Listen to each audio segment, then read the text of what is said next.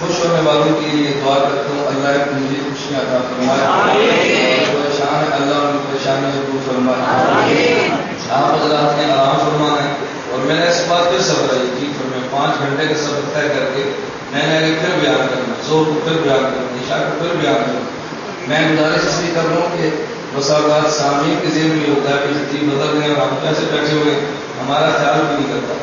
خیر میں نے عرض کیا اشارے مصطفیٰ صلی اللہ علیہ وسلم کے عنوان پر میں نے آیت ایسا تلاوت کیا ہے محمد رسول اللہ. ان میں ایک لفظ محمد ہے، ان میں دوسرا لفظ رسول ہے، ان میں تیسرا لفظ اللہ ہے. میں لفظ محمد اور لفظ اللہ کو چھوڑ کے لفظ رسول پر بات کرتا ہوں تاکہ ایک بات آپ کی خدمت میں دلائل کے ساتھ پیش کر سکتے. محمد رسول اللہ جس پیغمبر کا ہم نے کلمہ پڑھا ہے اس پیغمبر کا ذاتی نام محمد بھی ہے، اس پیغمبر کا ذاتی نام احمد بھی ہے صلی اللہ علیہ وسلم. اور میں لفظ رسول کی روشنی میں 3 باتیں عرض کروں گا. اللہ نے ہمارے پیغمبر کو رسالت اولا بھی دی ہے، اللہ نے ہمارے پیغمبر کو رسالت کاملہ بھی دی ہے، اللہ نے ہمارے پیغمبر کو رسالت کلیہ بھی دی ہے. رسالت اولا کا معنی کہ سب سے پہلے رسالت خدا نے ہمارے پیغمبر کو دی ہے. رسالت کاملہ کا معنی خدا نے سب سے کامل نبوت ہمارے پیغمبر کو دی ہے. رسالت کلیہ کا معنی کہ سب سے بلند رسالت بھی خدا نے ہمارے پیغمبر کو دی ہے. اب میں یوں کہوں گا ہمارا پیغمبر رسول اول بھی ہے، ہمارا پیغمبر رسول کامل بھی ہے، ہمارا پیغمبر رسول اعلیٰ بھی ہے. لا الہ الا اللہ محمد رسول اللہ جب ہم یہ کلمہ پڑھتے ہیں ہمیں ان 3 باتوں کو ذہن میں رکھنا چاہیے. اس لیے کہ کبھی آدمی کلمہ تو پڑھتا ہے مسلمانوں والا لیکن اس کے اندر معنی کرتا ہے کافروں والا. توجہ رکھنا، مسلمان کلمہ تو پڑھتا ہے مسلمانوں والا لیکن معنی کرتا ہے کافروں والا. اگر کوئی آدمی کافروں والا عقیدہ رکھے اسے تو کافر کہتے ہیں، اور اگر کوئی بندہ عقیدہ کافروں والا رکھے اور اس کافرانہ عقیدے کو اسلام کہے اسے زندیق کہتے ہیں. یہ زیادہ خطرناک جرم ہے. ایک بندہ وہ تھا کہ جس کے دل میں کفر ہے اور اس کی زبان پر ایمان ہے، اس کو منافق کہتے ہیں. ایک وہ بندہ کہ جس کے دل میں بھی کفر ہے زبان پر بھی کفر ہے، اس بندے کو کافر کہتے ہیں. ایک وہ بندہ کہ جس کے دل میں کفر ہے زبان پر بھی کفر ہے لیکن اس کفر کو اسلام کہتا ہے، اس بندے کو زندیق کہتے ہیں. اور ایک وہ بندہ کہ جس کے دل میں ایمان تھا لیکن بعد میں دل کے ایمان کو ختم کر دیا، اسے مرتد کہتے ہیں. منافق کی بھی معافی موجود ہے، عام کافر کی معافی موجود ہے، مرتد کی معافی موجود ہے لیکن زندیق کی معافی موجود نہیں، کیونکہ زندیق نے جرم کو کیا ہے اسلام پہ کفر پہ اسلام کا نام دیا ہے. کافر ہو اور خود کو کافر کہے یہ جرم چھوٹا ہے، کافر ہو اور خود کو مومن کہے تو یہ جرم بڑا ہے. میں یہ بات اس لیے کہہ رہا ہوں اس وقت قادیانی کلمہ پڑھتے ہیں لا الہ الا اللہ محمد رسول اللہ. ہمارے پاس وہ لوگ کہ جن کو دین کا درد تو ہے مگر دین کا علم نہیں. ان کو علماء کے بیانات کے بعد کئی شبہات پیدا ہوتے ہیں. ایک شبہ تو ان کو یہ ہے کہ جب قادیانی کلمہ پڑھتا ہے تو اس کا کلمہ قبول کر لینا چاہیے.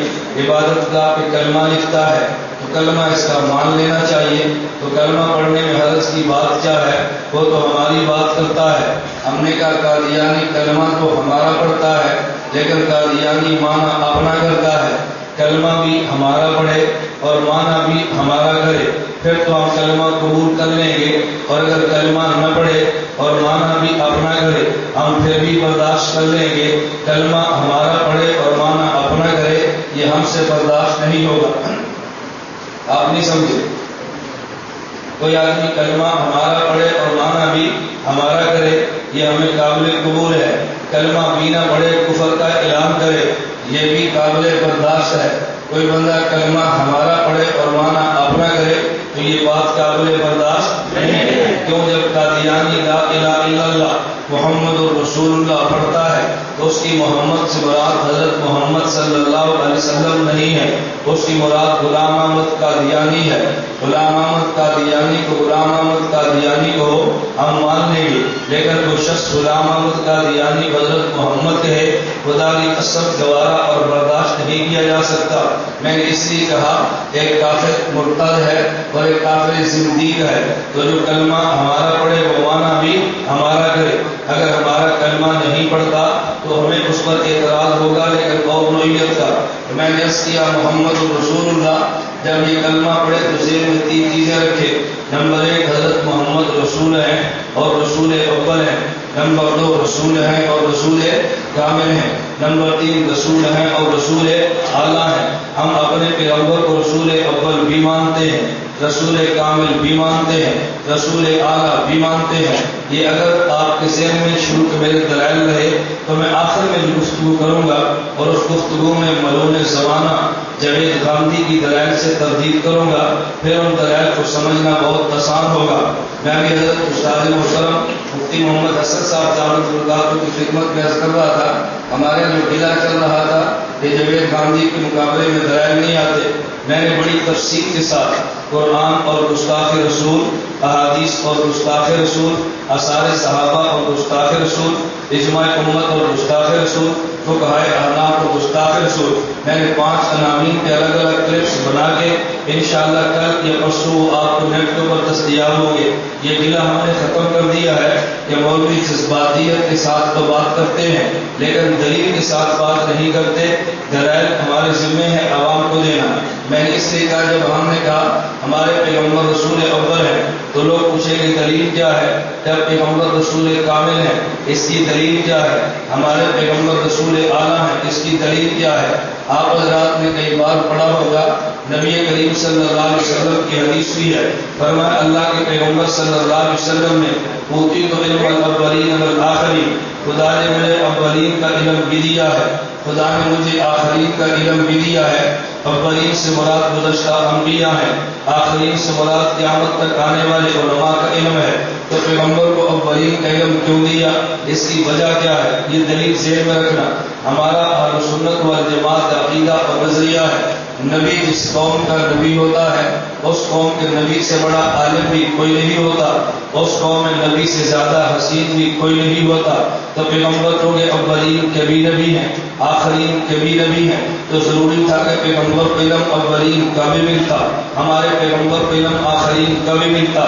یہ نبی اول اور نبی آخر جو ہوئے، آپ حضرات نے رسول اکرم صلی اللہ علیہ وسلم کے جہاں اسماء گرامی پڑھے ہوں گے، ایک آپ نے پیغمبر کا نام پڑھا ہے نبی اول اور نبی آخر۔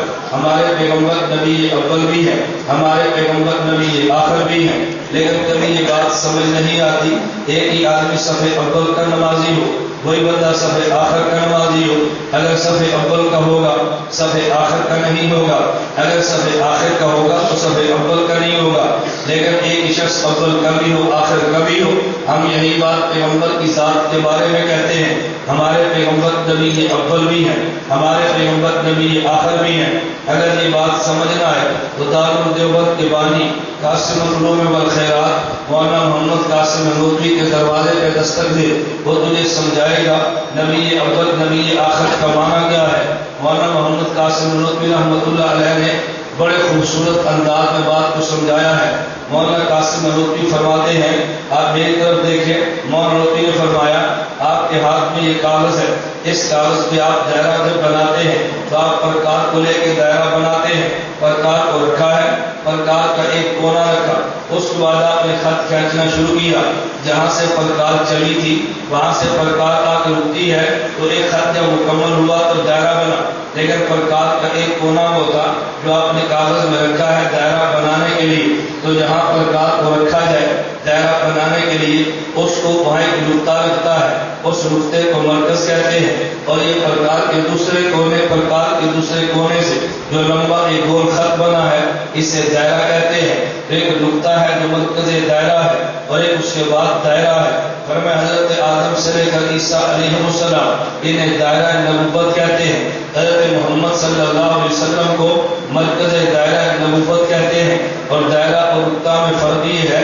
یہ نقطہ بنتا تو پہلے ہے مگر یہ نظر بعد میں آتا ہے، اور یہ دائرہ بنتا تو بعد میں ہے مگر یہ نظر آ رہا ہوتا ہے۔ تو ایک دائرہ اور نقطے کی جو نسبت تھی کہ ہمارے پیغمبر صلی اللہ علیہ وسلم اور باقی انبیاء میں نسبت ہے کہ مرکز دائرہ بنتا پہلے ہے، نظر بعد میں آتا ہے، اور دائرہ نظر تو پہلے آ رہا ہوتا ہے، یہ بنا بعد میں کرتا ہے۔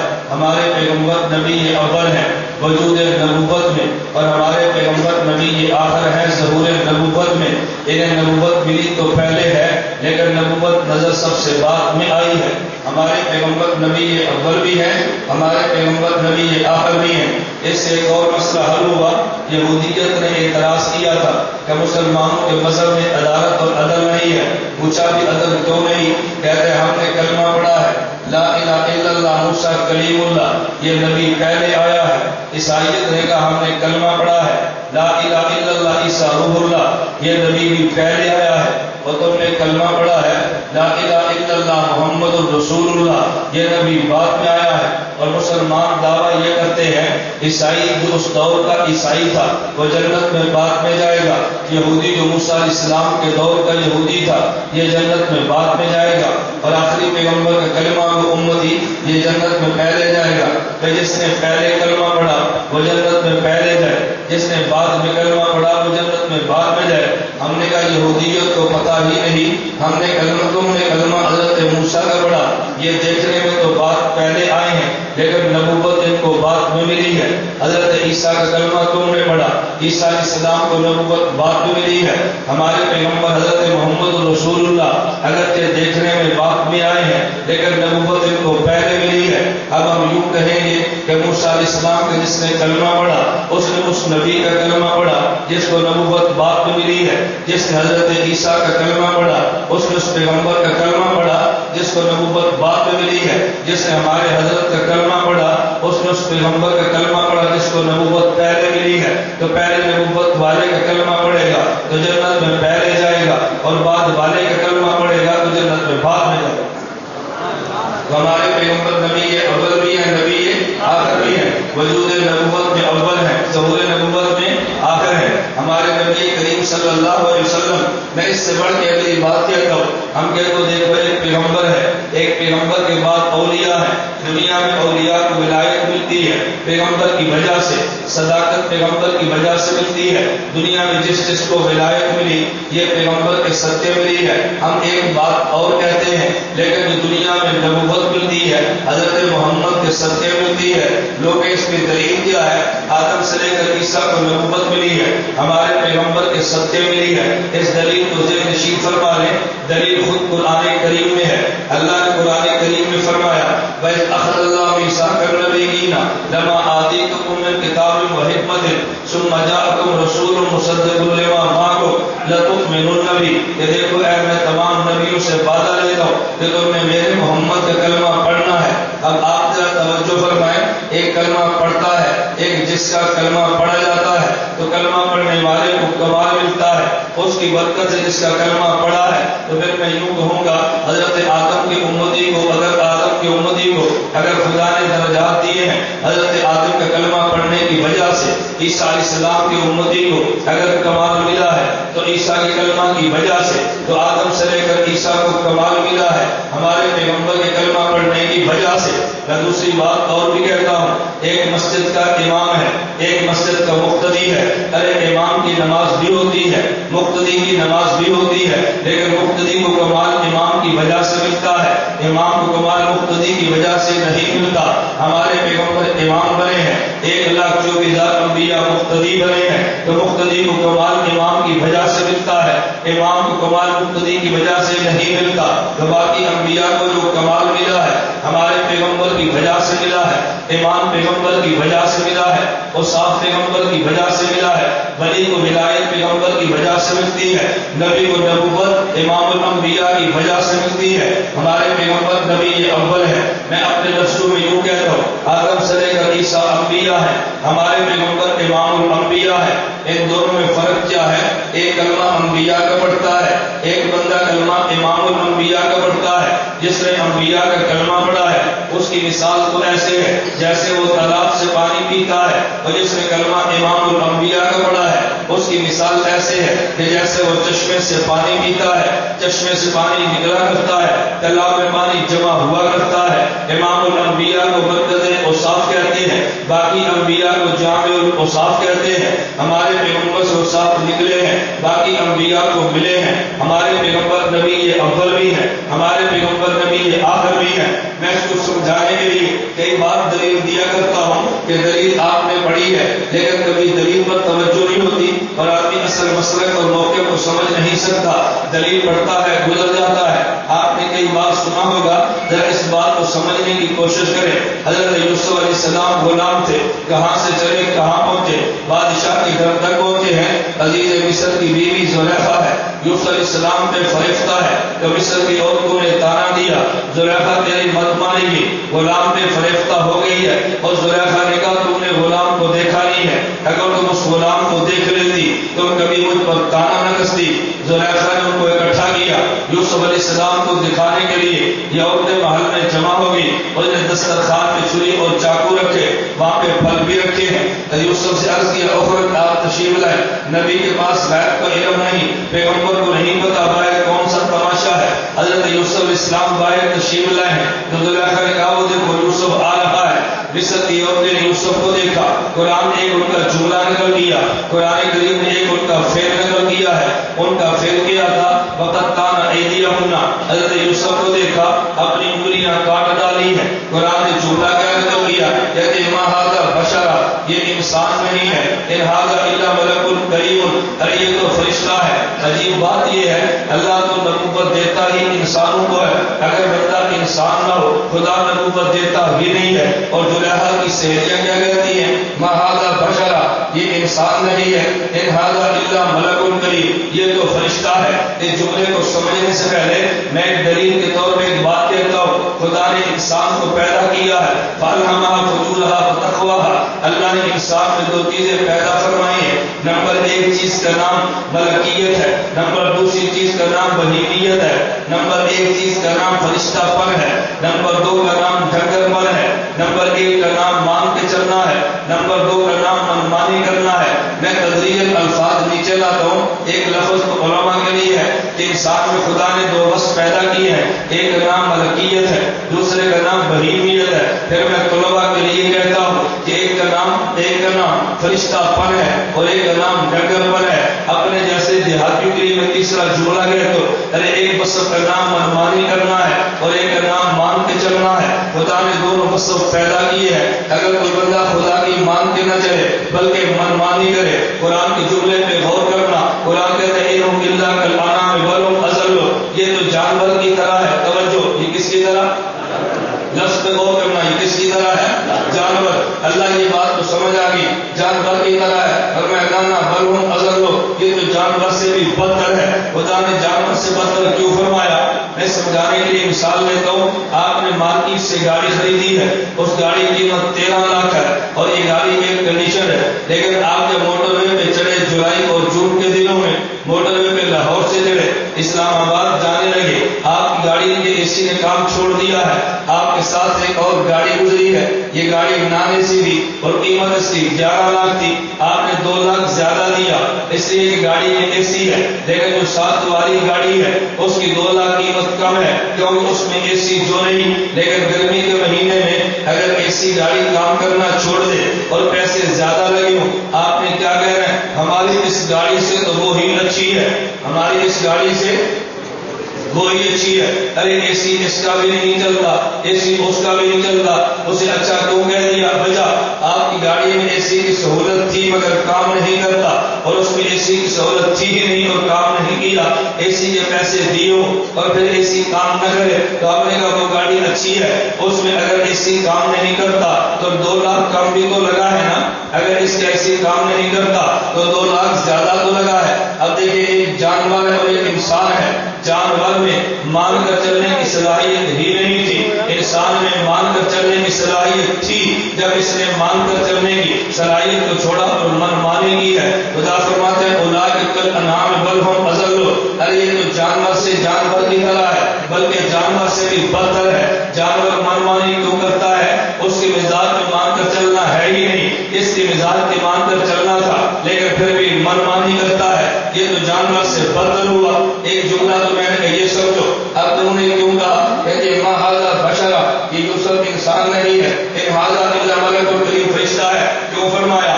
اگر انسان میں من مانی کرنے کا بس بھی ہے اور مان کر چلنے کا بھی ہے، من مانی کو دبائے اور مان کر چلے، من مانی کو دبائے اور مان کر چلے تو یہ فرشتوں سے آگے بڑھ جاتا ہے، اور اگر مان کر چلنے کو دبائے اور من مانی کرے تو جانوروں سے بدتر ہو جاتا ہے۔ زلیخا کی سہیلیاں کیا سمجھانا چاہتی ہیں؟ ارے دیکھو یوسف کیسا ہے، مان کر چلنے کی صلاحیت بھی تھی، من مانی کرنے کی بھی تھی، لیکن من مانی کو چھوڑا ہے اور مان کر چلا ہے۔ یہ تو فرشتوں کا کام تھا، انسان تو وہ ہوتا جو کبھی مان کر چلتا کبھی من مانی کرتا، یہ یوسف تو ہمیشہ مان کے چلتا ہے، یہ تو فرشتے کو طرح لگتا ہے۔ ان ھذا الا ملک کریم، یہ فرشتے کہتے ہیں انبیاء بھی معصوم ہے اور فرشتے بھی معصوم ہے، لیکن دونوں کی معصومیت کے کیا فرق ہے؟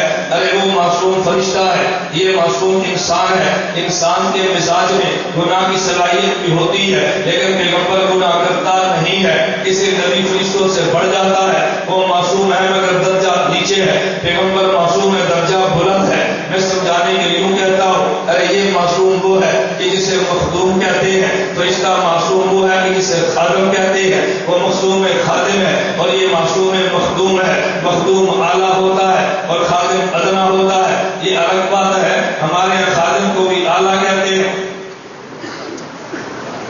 یہ سمجھے خادم اعلیٰ نہیں سمجھے؟ خادم مخدوم اعلیٰ یا خادم اعلیٰ؟ بولیے مخدوم اعلیٰ یا خادم اعلیٰ؟ خادم اعلیٰ۔ وہ بابا خادم اعلیٰ نہیں ہوتا، خادم تو ادنا ہوتا ہے، خادم ادنا ہوتا ہے، مخدوم اعلیٰ ہوتا ہے۔ تو فرشتہ معصوم ہے لیکن خادم ہے، نبی معصوم ہے مگر مخدوم ہے۔ اعلیٰ مخدوم ہوگا یا خادم ہوگا؟ اس لیے ہم کہتے ہیں مخدوم اعلیٰ ہوتا ہے اور خادم ادنا ہوتا ہے۔ ایک ذرا اور بھی دلیل پہ غور کرنا، ہم نے نبی کو انسان مانا ہے، ہم نبی کو فرشتہ نہیں مانتے۔ لوگ کہتے ہیں بچا، میں نے کہا دلائل تو بہت سارے ہیں، میں ضمن ایک بات جو کہہ رہا تھا کہ دیکھو ایک ادنا اور ایک اعلیٰ ہے، دنیا کا ضابطہ یہ ہے ادنا اعلیٰ کی نقل کرتا ہے، اعلیٰ کبھی ادنا کی نقل نہیں کرتا۔ توجہ رکھنا، ادنا اعلیٰ کی نقل کرتا ہے، اعلیٰ کبھی ادنا کی نقل نہیں کرتا۔ میں یہ بات دعوے کے ساتھ کہتا ہوں، کبھی کوئی انسان فرشتے کی شکل میں نہیں آیا لیکن فرشتہ انسان کی شکل میں آیا ہے۔ اگر یہ فرشتہ اعلیٰ ہوتا کبھی تو بشر اس کے لباس میں چلا جاتا، یہ بشر اعلیٰ تھا۔ فتمثل لها بشرا سویا، جب ضرورت پڑی ہے تو فرشتہ بشر کے لباس میں آیا ہے۔ اللہ کے پیغمبر نے پوچھا جبریل لباس کون سا پہنا ہے؟ کہا جی ابو بکر نے لباس پہنا ہے، خدا نے ابو بکر والا لباس پہننے کا ہمیں حکم دیا ہے۔ ادھر جبریل ہے اور چلے گئے، کہا یہ دہیہ قلبی ہے، فرمایا نہ یہ دہیہ قلبی نہیں ہے، جبریل ہے جو دہیہ قلبی کی شکل میں آیا ہے۔ ایک انسان ایک فرشتہ ہے، اگر یہ ادنا وہ ہوتا تو یہ اس کے لباس میں کبھی تو آ جاتا۔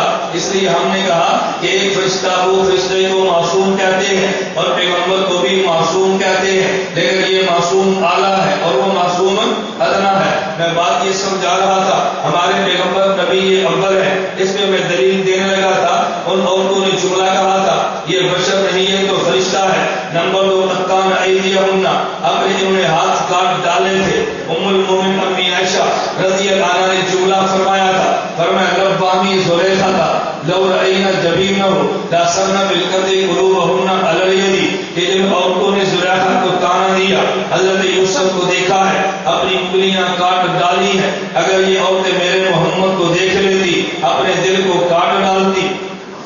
ان عورتوں نے یوسف کو دیکھا تو انگلیاں کاٹ ڈالی، میرے محمد کو دیکھ کے دل کاٹ ڈالتی۔ میں کہتا ہوں جملہ تو خطیب کا ہے نا، اگلا جملہ وکیل کا ہے۔ امی عائشہ نے بات کیوں فرمائی ہے؟ اس کی وجہ میں نے کہا ہمارے پیغمبر نبی یہ اول ہیں، ان سے وہ صاف نکلتے ہیں تو باقی انبیاء کو ملتے ہیں۔ ہمارے پیغمبر حسن کا مرکز ہے، حضرت یوسف حسن کی شاخ ہے، ہمارے پیغمبر سے حسن نکلا ہے، یوسف کو ملا ہے۔ انسانی بدن میں دیکھیں، انسان کے بدن میں انگلیاں بھی ہیں، انسان کے بدن میں دل بھی ہے، ارے دل کو مرکز بدن کہتے ہیں اور انگلیوں کو شاخ بدن کہتے ہیں۔ ہمارے پیغمبر کو مرکز حسن کہتے ہیں، یوسف علیہ السلام کو شاخ حسن کہتے ہیں، انہوں نے شاخ حسن کو دیکھا ہے۔ تو شاخ بدن کو کاٹا ہے. اگر مرکز حسن کو دیکھ لیتی تو مرکز بدن کو کاٹ ڈالتا.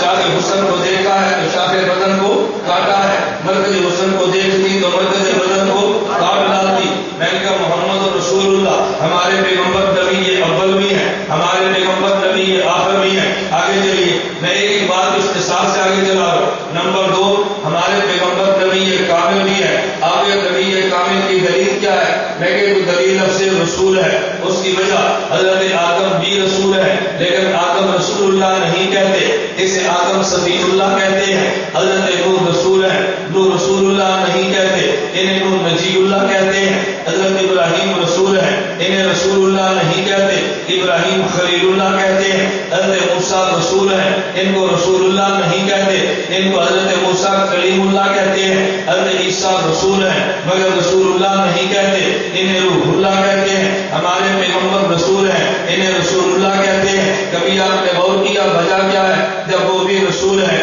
تو رسول کہنا بھی چاہیے نا. قرآن کریم نے خود اعلان کیا ہے, تلک رسول فضلنا بعضهم علی بعض. ارے میرے پیغمبر سے پہلے رسول گزرے ہیں مگر تم ان کو رسول اللہ کہنا نہیں, میرے پیغمبر کو تم نے رسول اللہ کہنا ہے. وجہ کیا ہے؟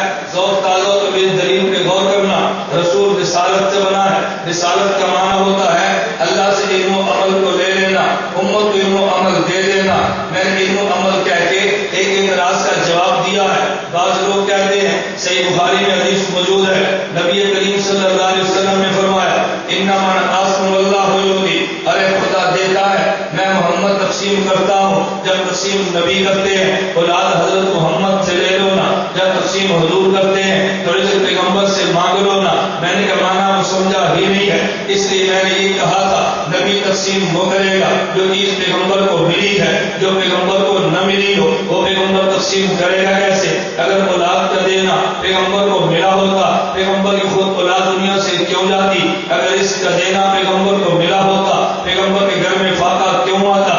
اگر بیماروں کو شفا دینا یہ پیغمبر کی اختیار میں ہوتا, پیغمبر پہ مرض کیوں آتا؟ میں نے اسے کہا ہے رسالت کا معنی یہ ہے علم و عمل خدا سے لے لینا, علم و عمل امت کو دے دینا. نبی علم و عمل لیتا ہے اور آگے امت کو دیتا ہے, لیکن حضرت آدم نے لیا اور دیا ہے, عیسیٰ علیہ السلام علم و عمل لیا اور دیا ہے. ان کے لینے کا انداز اور ہے, ان کے لینے کا انداز اور ہے, ان کے دینے کا انداز اور ہے, ان کے دینے کا انداز بھی اور ہے. ارے اور کا مطلب کیا ہے؟ آدم نے علم و عمل لیا ہے لیکن آدم نے جنت میں بیٹھ کے لیا ہے. علم و عمل حضرت نوح نے لیا ہے تو جوتی پہاڑ تک جا کے لیا ہے. علم و عمل حضرت موسیٰ نے لیا ہے تو طور سینہ تک جا کے لیا ہے. ابراہیم خلیل اللہ نے لیا ہے تو حضرت ابراہیم بیت المقدس میں یا آگ کی چیخا میں یا کعبہ تک جا کے لیا ہے. حضرت عیسیٰ نے علم و عمل لیا ہے تو چوتھے آسمان تک جا کے لیا ہے. اور جب ہمارے پیغمبر کی باری آئی ہے تو خدا نے علم و عمل دیا ہے. کبھی خدا نے اپنے پیغمبر کو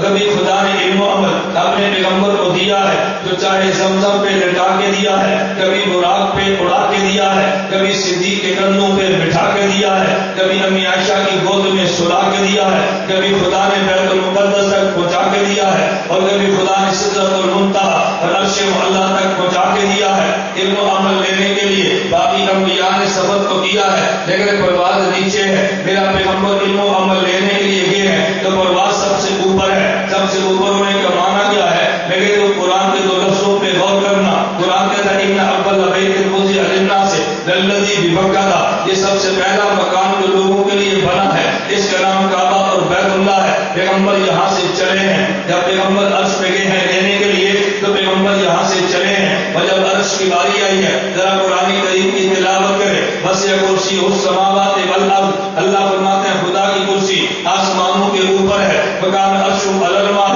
خدا کی کرسی پہ سمندر ہے, سمندر پہ خدا کا عرش ہے. عرش کے اوپر کوئی مخلوق نہیں ہے تو اللہ کے پیغمبر عرش تک گئے ہیں. کبھی آپ کا ذوق تازہ ہو میں ایک جملہ کہنے لگا. پیغمبر جب راج پہ گئے ہیں تو نبی کعبہ سے چلے ہیں, اور پیغمبر جب پہنچے ہیں عرش معلیٰ تک گئے ہیں. کعبہ سے چلنے کی وجہ کیا ہے؟ عرش پہ جا کے رکنے کی وجہ کیا ہے؟ کعبہ سے ابتدا کی وجہ کیا ہے؟ عرش پہ انتہا کی وجہ کیا ہے؟ خود قرآن کریم نے بتایا ان اول بیت وضع للناس, ارے کعبہ یہ پہلا مقام ہے. ہمارے پیغمبر یہ پہلے نبی ہیں. مخلوق میں عرش آخری مخلوق ہے, ہمارے پیغمبر آخری نبی ہیں. خدا نے بتایا ہے اگر تمہیں روحانی معراج چاہیے ابتدا بھی میرے محمد سے ہے انتہا بھی میرے محمد صلی اللہ علیہ وسلم ابتدا بھی میرے محمد سے ہے اور انتہا بھی میرے محمد پر ہے. میں یہ سمجھا رہا تھا پیغمبر عرش تک گئے ہیں اور پیغمبر نے گفتگو خدا سے کی ہے عرش پہ جا کے کی ہے. میں عقیدے کی بات کے لگوں تھوڑا سا جاگنے کی کوشش کروں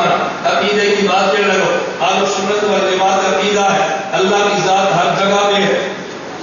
وہی اللہ کی ذات وہی اللہ کی ذات ہر جگہ پہ ہے. اور بعضوں کا عقیدہ یہ ہے کہ نانا اللہ کی ذات ہر جگہ پہ نہیں ہے اللہ کی ذات تو عرش پہ رہتی ہے خدا ہر جگہ پہ نہیں. میرا اور تیرا عقیدہ اللہ کی ذات ہر جگہ پہ ہے.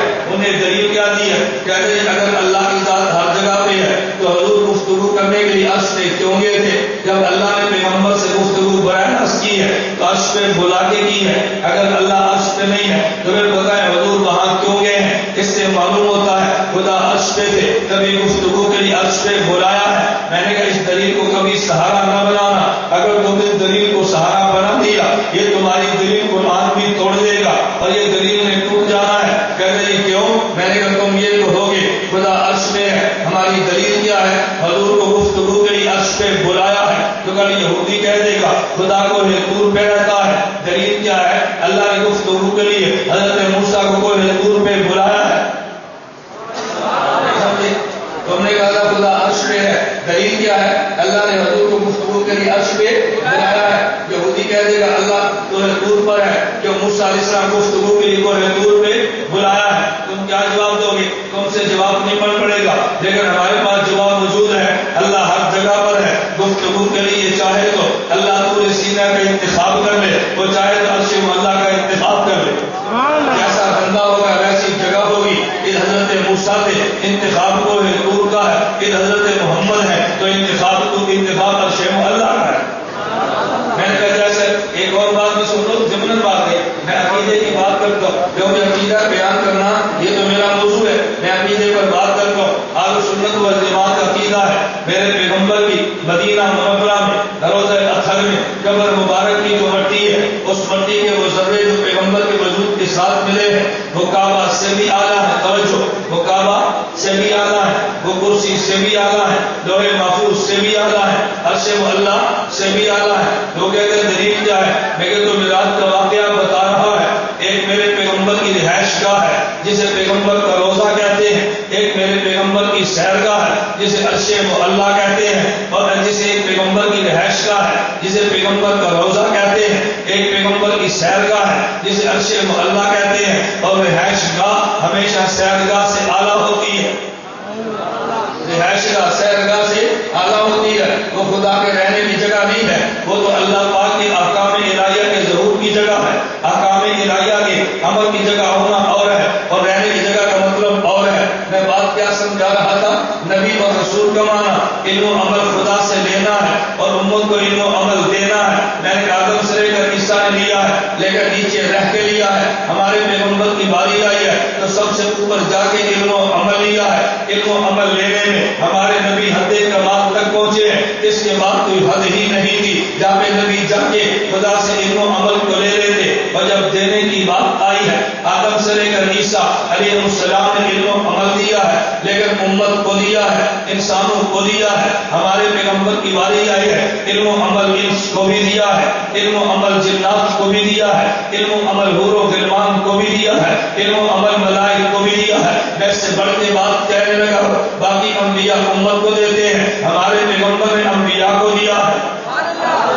باقی انبیاء امت کو دیتے ہیں ہمارے پیغمبر نے انبیاء کو دیا ہے. آپ کو یہ دلیل کیا ہے؟ میں نے کہا دلیل تو نے پڑھی ہے لیکن میرا ذوق چونکہ نہیں تھا کسی کو اس طرح متوجہ نہیں ہوا.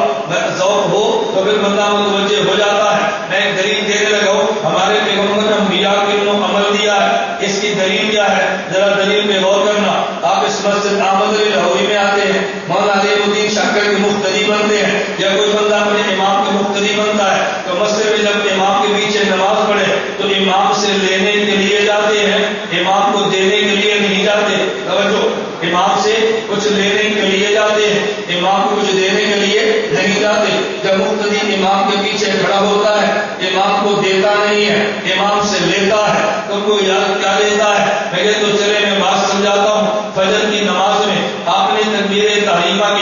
امام بھی کہتا ہے آپ حضرات نے سجدہ قیام کیا، امام بھی کرتا ہے آپ نے رکوع کیا، امام بھی کرتا ہے آپ نے سجدہ کیا، امام بھی کرتا ہے۔ اتفاقی مسئلے کو ذرا ذہن میں رکھ لیں، میرا ان کا اختلاف کیا تھا؟ میں نے کہا امام کے پیچھے فاتحہ بھی نہیں پڑھنی، کوئی اور سورت بھی نہیں پڑھنی۔ انہوں نے کہا نا فاتحہ تو پڑھنی ہے مگر اور سورت نہیں پڑھنی۔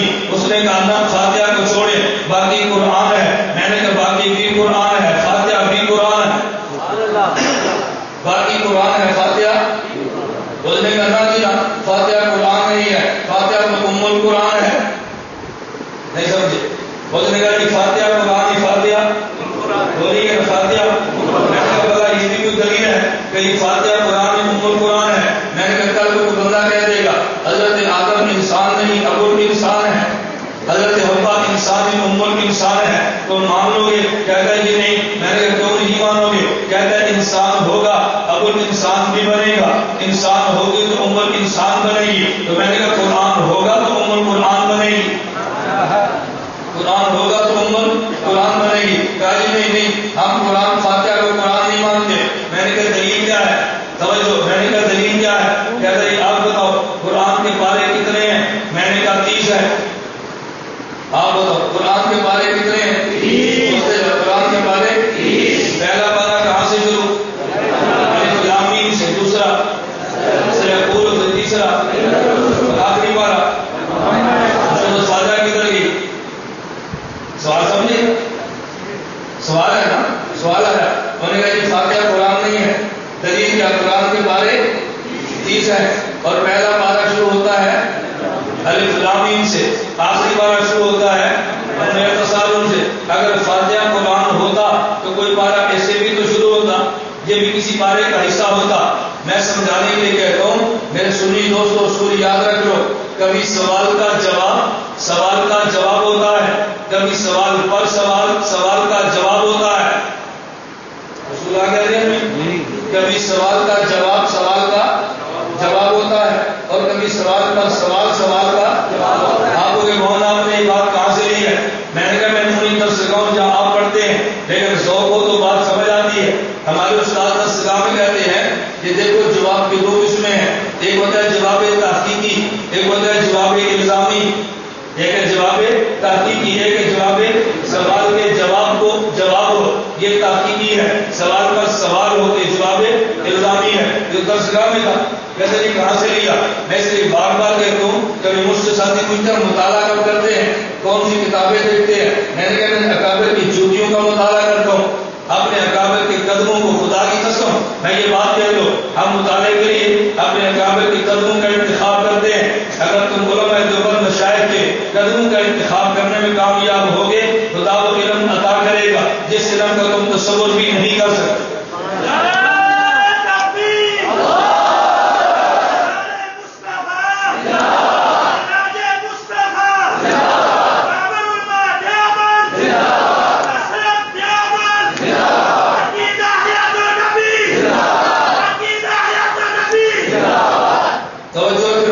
سوال کیا کیا؟ انہوں نے کہا فاتحہ قرآن ہے، ہم نے کہا دیا۔ کہتے ہیں قرآن کے پارے کتنے ہیں؟ بولیے نا، پہلا پارا الف لام میم سے، آخرا پارا آخر میں تصالم سے۔ میں نے کہا مجھے بتائیں قرآن کی صورتیں کتنی ہیں؟ کہتے ہیں 114۔ میں نے کہا پہلی صورت؟ کہتے ہیں فاتحہ۔ قرآن کی صورتیں کتنی ہیں؟ 114۔ میں نے کہا پہلی صورت؟ کہتے ہیں فاتحہ۔ میں نے کہا قرآن نہیں تھا تو صورت بنی کیسے ہے؟ میں نے کہا جو میں نے سوال کیا انہیں قیامت تک مولد اس کا جواب دے کر آؤ، جو تم نے کیا وہ جواب ابھی دے۔ تمہاری الجھن ہم دور کریں گے، ہماری الجھن تم دور کرو۔ نعرہ تکبیر، للکار ہے، مجھے ایک لڑکے نے چڑ دی، گاجی نہ ایک لڑکے نے کیسر دی، گاجی مولانا گمر صاحب اس کیسر کو سنو جواب دے۔ میں نے کہا لاؤ، اب کیسر میں دلیل نہیں دی، احناف کا مذاق اڑایا جا رہا ہے، دلیل نہیں، مذاق کیا ہے؟ کہتے ہیں حنفی مسجد میں کھڑے ہیں، امام کے پیچھے ہیں، امام نماز پڑھا رہا ہے، نماز پڑھنے کے لیے آئے ہیں، اللہ پوچھتے ہیں کیوں آئے ہو؟ کہتے ہیں مانگنے کے لیے۔ کیوں آئے ہو؟ اللہ تجھ سے لینے کے لیے۔ اللہ کہتے ہیں مانگو۔ چپ۔ اللہ فرماتا ہے بولنا نہیں ہو، چپ۔ تقریر ہو رہی ہے، اور بولتے صحیح پھر بھی جو اللہ پر میں بولنا کیوں نہیں ہوں کہ منہ بنا کے ہوتے اللہ نے بول اندازہ دیتے بڑا کرتا ہے اور پوری فرم جو خرابی کا نہیں ہونی پوری فرم اللہ کا کچھ مانگ رہا ہے کہنا میں نہیں مانگنا اب نہیں مانگنا کتاب ان مانگی جاتی ہے. اب لوگ پریشان ہوں گے نا کیسٹ آئی کہتے ہیں مولانا جواب میں نے کہا یہ تو چٹکی ہوں کبھی نہیں چٹکی کا کھیل ہے یہ کون سا جواب ہے میں نے کہا توجہ کرو حضرت امام اعظم ابو حنیفہ اللہ کی قبر پہ کروڑ رحمت نازل فرما اپنے امام کی ترجمانی کرتے ہوئے یہ بات کہتا ہوں کہ میرے امام نے یوں فرمایا اللہ بہت بڑا ہے ہم بہت چھوٹے ہیں اللہ بہت بڑا ہے ہم بہت چھوٹے ہیں. جب چھوٹے بڑے کے دربار میں جائیں تو کبھی اکٹھے ہو کر جاتے ہیں کبھی اکیلے اکیلے جاتے ہیں. جب اکٹھے ہو کر جائیں تو سارے نہیں بولتے ایک بولتا ہے باقی تائید کرتے ہیں ایک بولتا ہے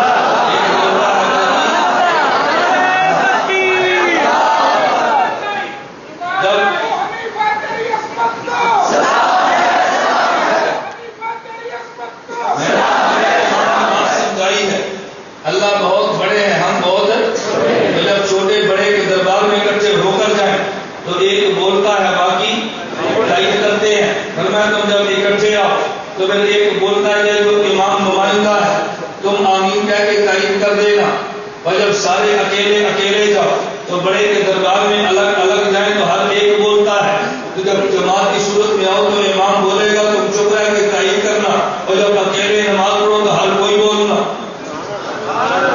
میں نے کبھی عقل ہو تو وہ ریبا کی بات سمجھ آتی ہے اور اگر نماز کے ساتھ تو بھی ساتھ عقل بھی نکل جائے تو پھر امام کی بات تو سمجھ نہیں آتی. قصور میرے امام میں نہیں قصور تو تیرا تھا. ایک اور کیس ہٹائی مولانا نے جواب جو نکل لاؤ کیس پہ بہت آتی تو صرف فرمان کی کیس ہٹائی تھی الحمدللہ میں نے دندان شکن جواب دیا معراج ربانی کی آئی ہم نے منہ توڑ جواب دیا ہے. اب جب کرامتی کی باری ہے انشاءاللہ آئے زیادہ آسانی ہے. میں نے کئی بار احباب سے کہا میری مجبوری تو مجھے تیز سے فرصت نہیں ملتی میری مجبوری میں کئی بار کہتا ہوں آپ دعا کرو اللہ مجھے کوئی ایسا شخص دے دے جو مجھے کہتی مولانا خرجات میرے سے میں تو کام کر. میں دیکھتے ہوں انتظاروں کے جوابات کہتے ہیں ہماری مجبوری صبح کی دوپہر کی شام کی ہر وقت دوڑنے کی وجہ سے ان سیریز کے جواب نہیں آتے. آپ دعا کرو میں بارہ کہ اللہ مجھے ایک ایسا شخص دے دے جو کہہ دے سارے میرے ذمہ کام تو کر کے دکھا تو میں اللہ نے چاہا تو سالوں کا کام مہینے میں نہ کروں تو پھر میں یہ تحریف نعمت کے طور پہ بات کرتا ہوں الحمدللہ کا دن میں اتنے سفر کر کے تازہ دم ہو کے بولتے رہنا یہ اکابر کی دعاؤں کا صدقہ ہے. اور میں اللہ کا شکر ادا کرتا ہوں کہ پورے ملک میں تمہیں کوئی ایک خانقاہ کا بزرگ ایسا نہیں ملے گا جو تمہارے سامنے میری تردید کرے. ہر بزرگ الحمدللہ میری تعریف کرتا ہے. ایسے اللہ کا شکر ادا کرتا ہوں. مثلا کہ دیوبند کی ہر جماعت دیوبند ہو جھوٹ بول کے خود کو دیوبند ہی نہ کہے جو بند ہو تو الحمدللہ سب ہمارے سر پہ اللہ کا اکابر کا سایہ ہمارے سروں پہ قائم اور دائم رکھے. یہ کیسے کا یہ جواب دے میں نے کہا بتائے اب مذاق اڑایا جا رہا ہے. انہوں نے کہا کہ دیکھو سینہ پاک ہے زیر ناف جگہ ناپاک ہے سینہ پاک ہے زیر ناف جگہ ناپاک ہے. کہتا ہے پاک جگہ پہ ہاتھ باندھو گے تو مسئلہ کیا حدیث بنے گا. زیر ناف ناپاک جگہ پہ ہاتھ باندھو گے تو مسئلہ کیا ناف بنے گا.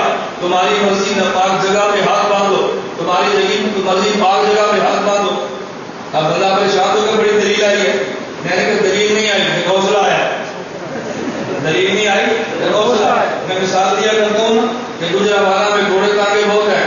بابا جی گھوڑے تانگے پر بیٹھے جا رہے تھے اور اچانک دائیں طرف اپنے تانگے کو موڑا. پیچھے 125 کے FSC کا اسٹوڈنٹ تھا تو جب بابا جی نے موڑا اس نے بڑی مشکل سے بریک مار کے موٹر سائیکل کو روکا اور غصے میں آئے اور اس لڑکے نے کہا کہ بابا جی جب آپ نے دائیں طرف مڑنا تھا آپ ہاتھ کا اشارہ دے دیتے. بابا جی فرمانے لگے تینوں دریا کا لمبا بانس نہیں دسیا ایک فٹ کی بانس پہنی تھی تو آیا گال جوڑ کے میرے اڑانا چھٹا پر فیصل دے گئے. اب وہ بھائی کالجو میں ڈکوسلے تو نہیں بڑھاتے کالجو میں تو دلیل بڑھائیں گے. اب وہ بابا ان پڑھ ہے لیکن ہمارا ڈکوسلا ہے. یہ لڑکا پریشان تھا. میں نے کہا وہ کالج کا اسٹوڈنٹ تھا اگر ہم جیسا کوئی درویش ہوتا مولانا حسن صاحب کا شاگرد ہوتا ڈکوسلے کا بھی جواب ڈکوسلے کا بھی کہ بابا جی یہ مڑنا تو 3 گز کے پاس تھا، لیکن 1 فٹ کا 1.5 فٹ کا ہاتھ بتاتا ہے کہ تھوڑی دیر بعد پاس سے مڑنا ہے، اپنے اسکوٹر کو سنبھال لو۔ ہم تو گوسلوں کو جواب نہیں دیتے۔ اب تو گوسلہ کیا مارا، کہتے ہیں سینہ پاک ہے اور زیر ناف جگہ ناپاک ہے۔ پاک جگہ پہ ہاتھ باندھو تو مسلک اہل حدیث بنتا ہے، ناپاک جگہ پہ ہاتھ باندھو تو دیوبند بنتا ہے۔ کیسے ہے؟ میں نے کہا بھی چلو جو تم نے کہا اس کو مان کے بات کرتے ہیں، میں نے مان لیا سینہ پاک ہے، میں نے مان لیا زیر ناف جگہ ناپاک ہے، تو پخانے کی جگہ زیر ناف ہے، زیر ناف، تو زیر ناف کے لیے ہاتھ بایاں یا دایاں؟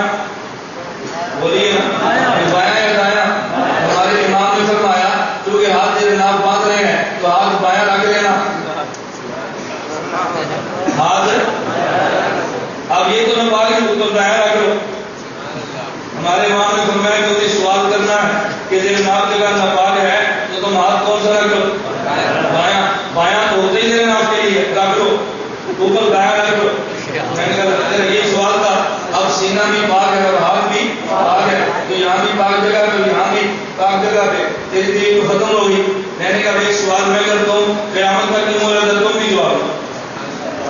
ہمارا سوال ہے قیامت تک کی مہلت، لاؤ جواب۔ میں نے کہا بھائی سینہ تم نے کہا پاک ہے، زیر ناف جگہ تم نے کہا ناپاک ہے، اگر سینے تک داڑھی رکھو مسلک حناف بنتا ہے، زیر ناف تک لے کر جاؤ مسلک اہل حدیث بنتا ہے۔ سینے تک ہاتھ باندھو تو مسلک حناف بنتا ہے، اور زیر ناف تک لے کر جاؤ تو۔ اب میں پوچھتا ہوں کہ جو پاک داڑھی تھی اس ناپاک جگہ تک لے کر گیا، وہاں جو بال تھے شریف نے کہا وہ بھی صاف کر دو، تو نے کہا نہیں یہ بھی لے کر جاؤ۔ ہماری شریف نے جواب تم دو، جیسا ہوں جیسے ہوں۔ میں نے کبھی نہ چھیڑو نہ چھیڑخانی کرو، میں تمہیں کچھ نہیں کہتا، اور میں بات کہتا ہوں یہ دیکھو مال روڈ پہ مشترکہ اسٹیج تھا، ہم آئے گے نہیں آئے؟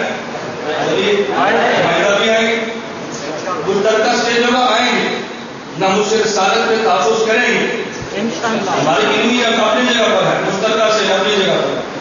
میں ابھی جو میرے میزبان مجھے لا رہے تھے تو مجھے کہتے مولانا نہ مجھ سے رسالت کے اسٹیج پہ ایک راشی بھی آیا تھا۔ میں نے کہا کیوں آیا تھا؟ کہتے جو حضور کے منکر کو سزا دو، میں نے اس کو ساتھ لے کر قانون بنا لو، پھر قانون اسی خلاف استعمال کر دو۔ نہیں سمجھے؟ تھوڑا سا جذبات سے ہٹ کر سوچو نا۔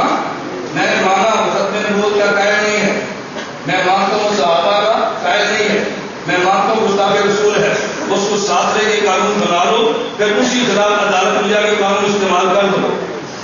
یہ تو یہاں چیز ہے غلط ہے۔ اگر کوئی عیسائی ہے، عیسائیوں کے پادری ہے، بھائی ناموس رسالت کے توہین والی سزا پر قرار رہنی چاہیے، ہماری کامیابی ہے ناکامی بولیے نا۔ عیسائیوں کو ساتھ ملا کے قانون پاس کرا لو، پھر ان کے خلاف قانون استعمال کرا دو۔ یہ ہمارے اکابر یوں ہی فیصلے کرتے، یہ بات سنجیدگی سے لو، اپنے مشائخ اور اکابر پر اعتماد کرو، انشاءاللہ خدا کی قسم یہ فتح اور نصرت تمہارے قدم چومے۔ کوئی رائے ہمارے خلاف بھی ہو، ہم اپنی رائے اکابر پر فنا کر دیں گے، ہم اپنی رائے اکابر پہ فنا کر دیں گے، اخلاص و للہیت کے پہاڑ ہے۔ چلے بات لمبی ہوئی، میں یہ کہہ رہا تھا کہ امام بھی قیام و رکوع کرتا ہے، مقتدی بھی قیام و بولیے نا، مقتدی بھی قیام و۔ اب جب قیامت کا دن ہوگا امام کو پوری نماز کا اجر ملے گا، اور جس نے امام کے پیچھے قرآن نہیں پڑھا اسے پوری نماز کا اجر ملے گا یا نہیں؟ بولتے جاؤ نا، ملے گا یا نہیں ملے گا؟ سوال ہے جب اس نے قرآن پڑھا یہ اجر کیوں ملے گا؟ ہم کہیں گے امام نے پڑھا ہے تو اسے اجر ملا ہے، تو گویا مقتدی امام سے لیتا ہے، امام کو دیتا کچھ نہیں۔ تو تیرے امام نے قرآن پڑھ کے اجر تجھے لے کر دیا ہے۔ حضرت آدم سے لے کر عیسیٰ علیہ السلام سارے نبی جمع ہیں، ہمارے امام امام بنے ہیں، تو ہمارے امام نے تو پڑھا ہے، لیکن باقی نبیوں نے نہیں پڑھا۔ امام قرآن پڑھ رہا ہے، نبی نہیں پڑھ رہے، ہمارے نبی نے پڑھا ہے تو باقی انبیاء کو اجر ملا ہے۔ تیرا امام تجھے دیتا ہے، امام الانبیاء انبیاء کو دیتے ہیں، تو باقی نبیوں نے امت کو دیا ہے، ہمارے پیغمبر نے انبیاء کو دیا ہے، باقی انبیاء نے امت کو دیا اور ہمارے پیغمبر نے انبیاء کو دیا ہے۔ تو میں نے رسالت کا معنی علم و عمل، خدا سے لینا ہے، امت کو دینا ہے، تو یہ لینے میں بھی اعلیٰ ہے